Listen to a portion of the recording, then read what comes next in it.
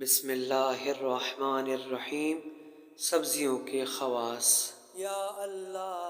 حضرت امام جعفر صادق علیہ السلام کا ارشاد ہے، پیاز کھاؤ، یہ منہ کو پاک کرتی ہے، مسوڑھوں کو مضبوط کرتی ہے، آب کمر کو زیادہ کرتی ہے، طاقت مجامعت کو بڑھاتی ہے، منہ کو خوشبودار کرتی ہے، کمر کو محکم کرتی ہے، چہرے کو حسن بخشتی ہے، درد اور مرض کو دفع کرتی ہے، پٹھوں کو مضبوط کرتی ہے، طاقت رفتار کو زیادہ کرتی ہے، بخار کو دور کرتی ہے، بھیڑ، مچھر اور مکھی کے کاٹ لینے کی جگہ پر لگانے پر بہت مفید ہے۔